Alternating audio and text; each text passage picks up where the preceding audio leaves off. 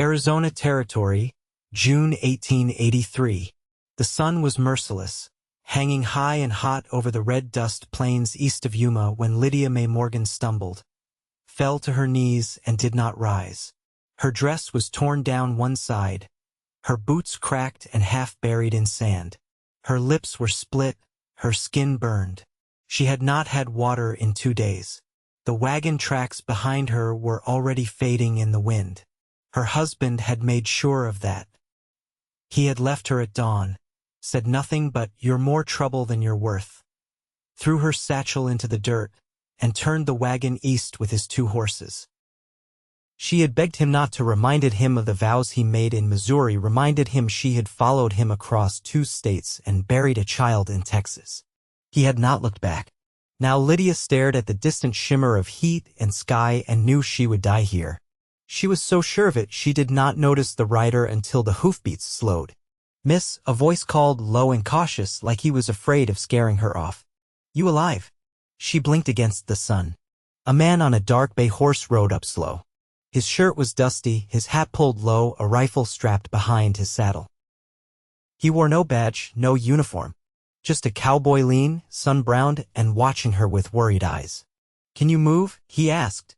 She tried to answer, but her throat was too dry. She nodded once, barely. "I'm getting you out of this heat," he said, already dismounting. He pulled a canteen from his saddlebag and knelt beside her, unscrewing the top. "Sip slow. Just a little." She obeyed. The first drops burned her throat, but she drank 3 careful mouthfuls before he pulled it back. "Name's Silas Stratton," he said, lifting her into his arms like she weighed nothing. "You don't have to talk yet. Let me get you safe first." She passed out against his chest. When Lydia woke, it was night.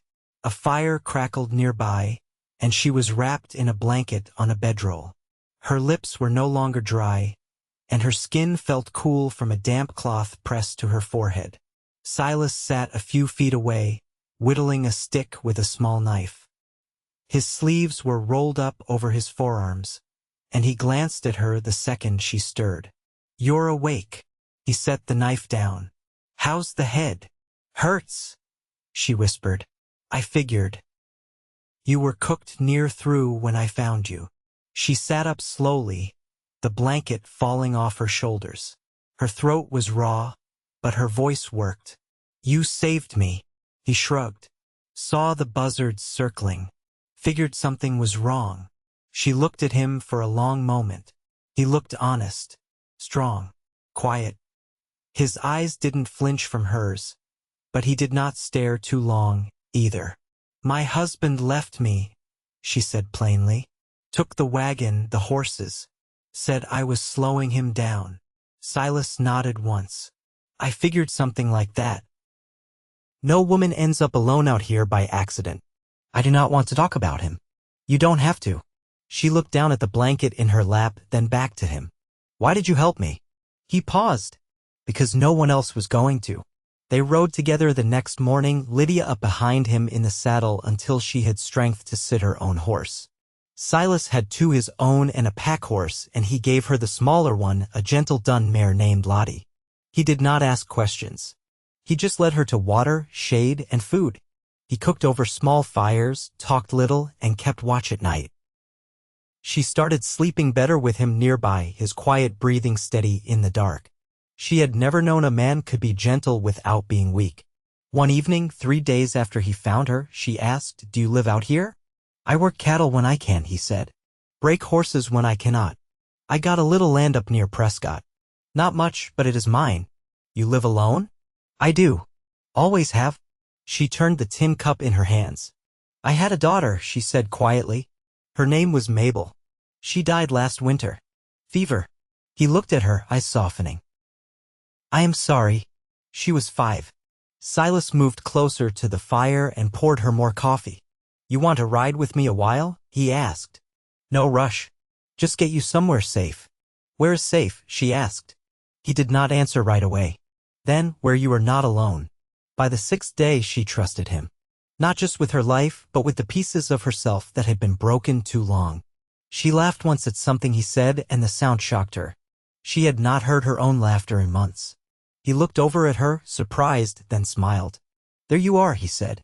She blinked. "What do you mean? That smile? That's you." She felt it, then something warm and strange in her chest. She turned away to hide it. They reached a small town 2 days later, a quiet place with a church, a general store, and a boarding house.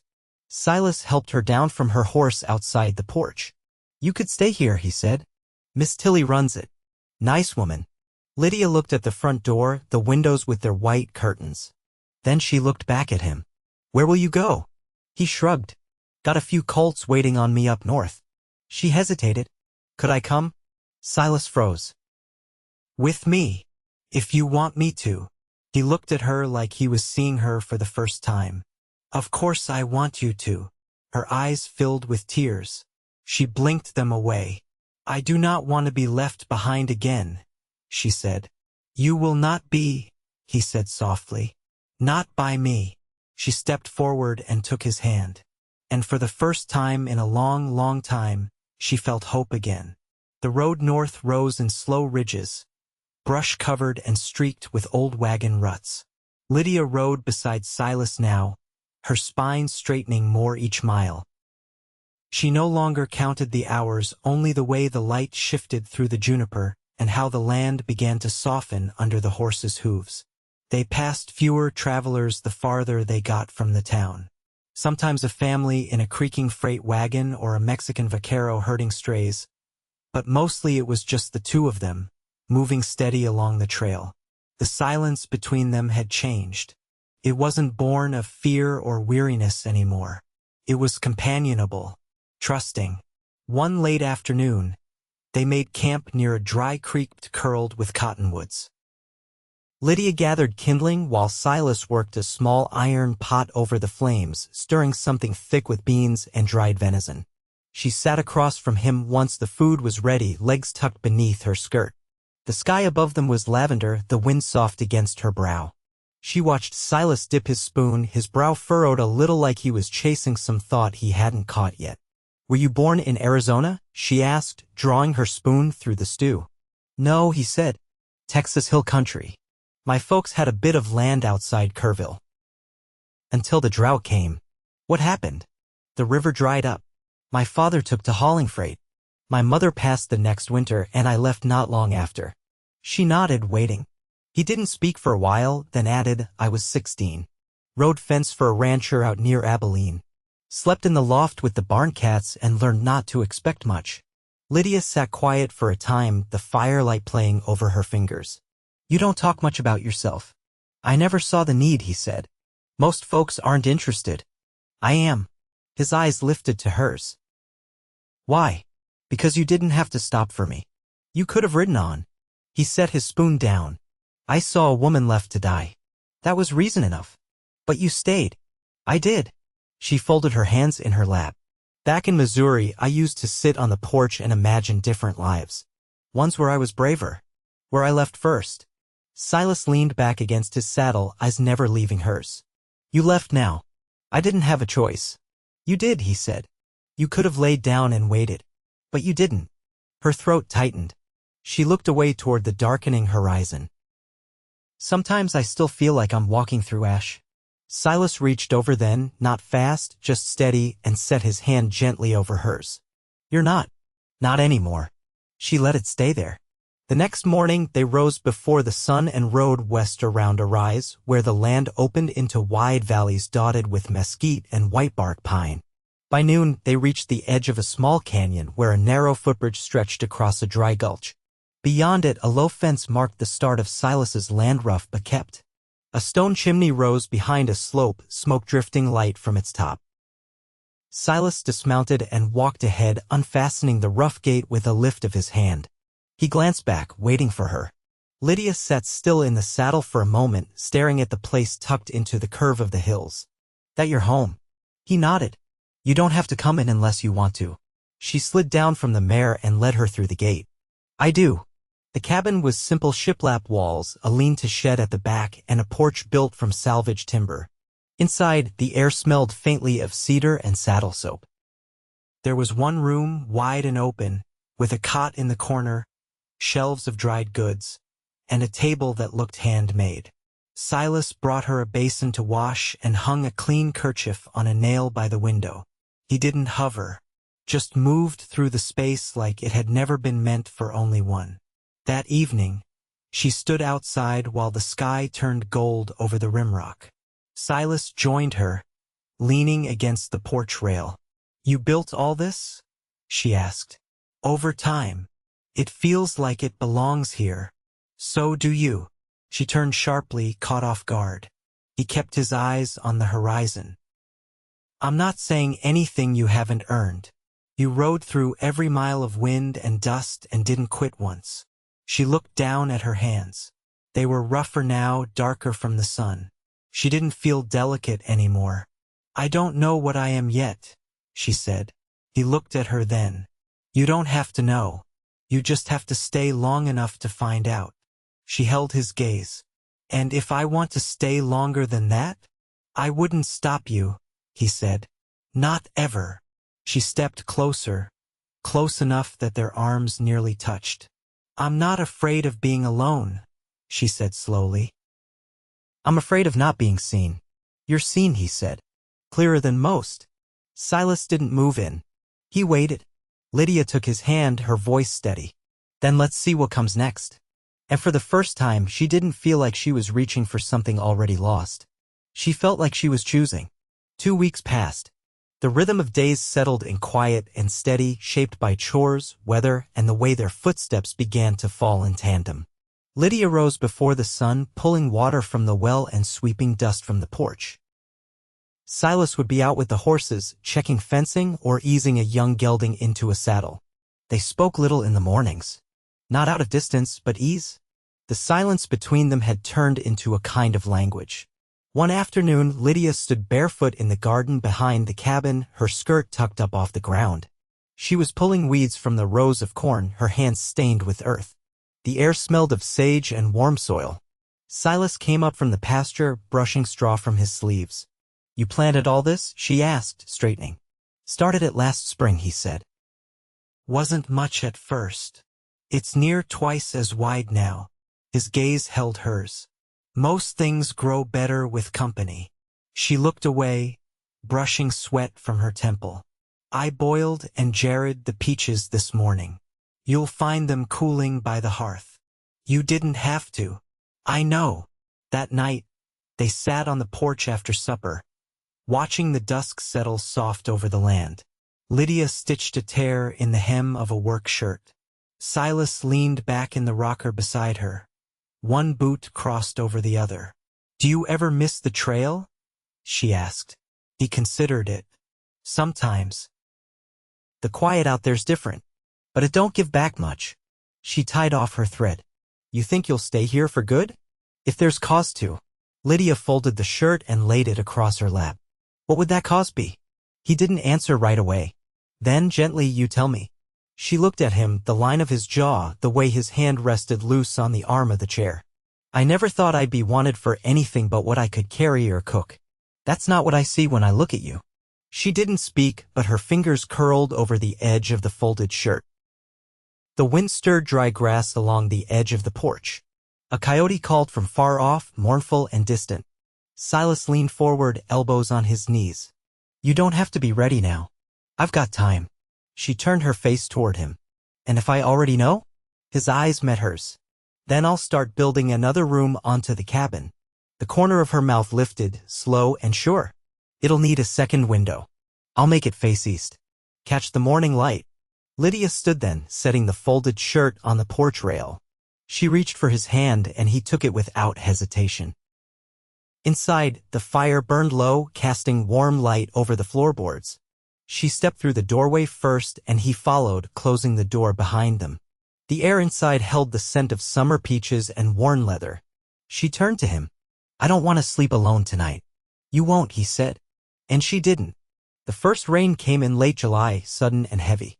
It swept across the Prescott Hills like a blessing, pounding dust into mud and filling the dry creek beds with fast water. Silas was out in the shed tacking new shoes on the draft horse when Lydia stepped onto the porch, sleeves rolled up, her hair damp and curling near her temples. She leaned against the post and watched the rain streak the windows and soak the garden rose. Her palms were still warm from kneading bread, the scent of flour clinging faintly to her skin. Silas ducked into the cabin not long after, shaking water from his hat and toeing off his boots. He ran a hand through his wet hair, then caught her watching. "You look like you've seen rain before," he said, smiling with half his mouth, the way he did when he wasn't trying to. "I have," she said, "but never where it felt like it belonged." He nodded once, then stepped into the kitchen and lifted the towel over the rising dough. "You've got a light hand. This'll bake up nice. I had to learn early. My mother kept goats, and most days she was too worn out to bother with dough." He looked over at her. "You talk about her different than before. She died when I was 17. I used to remember her only tired or sharp-tongued, but lately I think about her singing while she shelled beans, or the way she used to mend my cuffs without saying anything. You think maybe you're seeing her clearer now? I think I'm not angry anymore." Silas stepped close, his hand brushing her waist before settling just behind her back. She didn't lean away. "You think about going back?" he asked. "There's nothing for me in Missouri. Not anymore." He nodded. "I figured. But I wanted to ask." Lydia reached up and took hold of his collar, fingers damp from the porch rail. "I don't want to be anywhere you aren't." He kissed her then, not hurried, not searching. Just a quiet promise sealed in rain light and soft breath. Her hands curled at the nape of his neck, and she let herself lean in. That evening, she hung her dresses in the small cedar chest he cleared for her. She set her thimble and needles beside his old tin shaving kit and placed a folded scrap of Mabel's baby quilt, just one square she had carried all this way, beneath the edge of the mattress. Later, as dusk fell and the rain softened to mist, she stood at the window while Silas lit the lamp behind her. "What is it?" he asked. She kept her eyes on the hills, now softened to silhouettes. "I thought I'd never feel safe again." He moved behind her and wrapped his arms around her waist. "You are now. I know. You're not alone. I know that too." They stood there in the quiet, her hand resting over his, and for the first time in a long, long stretch of sorrow, Lydia Morgan felt every piece of herself settle into place. In the days that followed, the rain coaxed wildflowers from the hillsides, pale yellow primrose and purple verbena curling between rocks. The horses grew restless with the cooler air, and Silas rode them out one by one, easing them into the new season. Lydia began sketching again, using the charcoal she found in the hearth and scraps of old feed sacks stretched flat. She drew the slope of the land behind the cabin, the shape of Silas's hand on the reins, the lines of his face when he was listening and didn't know she was watching. One morning, as she hung laundry on the line, Silas came up behind her. "I've been meaning to ask," he said, nodding toward the sagging barn. "Would you want a pair of hens? Fresh eggs, maybe something for the pot come fall." She tied off a sleeve and looked over at him. "I'd like that, but only if we build them a proper coop." He grinned. "I already started one." She lifted her brows. "Without telling me? I figured you'd like the surprise." "I do." He stepped forward, brushing a lock of hair from her cheek. "Was thinking too. If you ever wanted to teach again, there's a mining family 3 miles east with 4 little ones. No school near enough." "I'd like that too," she said. He kissed her brow. "Then we'll ride over Sunday, see what they say." And just like that, the shape of their life began to settle: quiet mornings and shared plans, small work done side by side, and the steady unfolding of a future neither of them had dared imagine. The smell of fresh-cut pine followed Silas into the cabin, his arms full of rough boards planed smooth on one side. Lydia looked up from the corner where she was stitching a muslin curtain, her back warm from the firelight. He leaned the wood against the far wall near the hearth, brushing sawdust from his sleeves. "That for the coop roof or something else?" she asked, tying off her thread. "Shelving for the back wall," he said. "You've got more things now: jars, papers, that little box with the pressed fern you keep meaning to hang." She set her sewing down and crossed to him, touching one board with her fingertips. "You always build things quiet, like you're not sure if they'll be wanted." Not everything I've built stuck around. She looked up at him. This will. Outside, the sun had dipped low enough behind the ridge that the trees cast long shadows across the yard. Lydia pulled her shawl across her shoulders, nodding toward the porch. Let's walk before it gets dark. They paced slow across the clearing, boots soft in the grass, the air still holding the last heat of the day. Near the fence, she paused by the first row of sunflowers she'd planted weeks earlier. The stalks stood hip-high now, leaves broad and reaching. She bent and pressed her palm to the soil. I've been thinking, she said, about that family east of here. The Pattersons? She nodded. Their oldest boy, Caleb, he asked me yesterday if Noah's Ark was real. I told him it was a story meant to teach something. He said he liked the idea of all those animals being saved.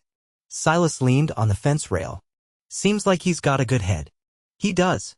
They asked if I'd come twice a week instead of just Sundays. Teach the younger ones too. You said yes. I did. He watched her trace the edge of a sunflower leaf, her face thoughtful. You're good with them, he said. Patient, but you don't talk down. I think I'd forgotten I had more to offer than a warm meal and a gentle tone. You've always had more. She turned to him, her voice steady. I want to keep building something here. Not just the school. Us. You're sure? I'm not scared of being sure anymore. His hand found hers, rough fingers curling around the soft of her palm. Then I'll finish that room before summer's out. I was thinking, she said. Maybe one day it could hold a cradle. He didn't answer right away. Then he nodded once and pressed her hand to his chest. We'll build it strong. That night, lightning flickered far off behind the hills, but the cabin stayed warm and dry. Lydia woke once, halfway to dawn, with Silas's arm across her waist and his breath slow against her shoulder. She lay still, listening to the wind outside, and thought about how quiet could feel like safety when it came from the right place. By late August, the coop was finished. 2 golden hens scratched in the run beneath it, and Lydia named them Mercy and Temperance. She found joy in small things, plucking herbs from the garden, rinsing them in the basin Silas carved from a hollowed log, watching the steam rise from their evening tea while the crickets sang. One afternoon, she rode out alone to the Patterson homestead. The trail was dry, and the air smelled faintly of mesquite.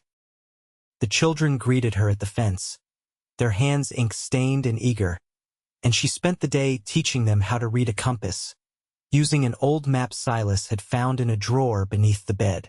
On the ride home, she paused at the ridge above the cabin, watching smoke curl from the chimney. Silas was out front, arms folded, watching her horse descend the slope. When she reached the gate, he took the reins and helped her down, his hands steady at her waist. You're back late, he said. I lost track of time. He brushed a curl from her forehead. You look like you found something. I think I did. They spent that evening in the garden, Lydia weeding while Silas dug a trench for the last row of turnips. As the sun set, she stood and dusted her hands against her skirt. Silas, she said, I want to marry you before the frost comes. He looked up from the soil. Then we'd better ask the preacher before he rides back east for winter. She stepped over and took his face in her hands. Not because it needs to be done, because I want to be yours. All the way. You already are, he said. But I'll say the words just the same. They married beneath the cottonwood by the creek, with the Patterson children singing and Miss Tilly from the boarding house acting as witness. She wore a dress she dyed with walnut bark, and Silas wore his cleanest shirt and a sprig of rosemary pinned to his collar. When he said her name during the vows, his voice stayed low and even, but his hand trembled slightly in hers. She steadied it with both of hers and said, I see you. That winter, the snows came early, and the days passed slow and warm inside the cabin. Lydia taught by the firelight and stitched new clothes for the growing children at the Patterson place. Silas carved her a writing desk from a fallen oak and built shelves to hold the books she began collecting from passing travelers. And in the spring, when the first thaw softened the fields, they planted a new row of apple saplings on the southern edge of the garden. Lydia pressed her hand to the soil, now familiar and welcoming, and whispered something only the earth heard. Years passed. The coop grew crowded, and they traded eggs for seed. A cradle was built and filled not once but twice. The walls of the cabin saw laughter and long nights with small feet padding across the floor. Silas taught their daughter to ride, their son to listen close before speaking. Lydia taught them both to read in the hush of evening, her voice soft but steady.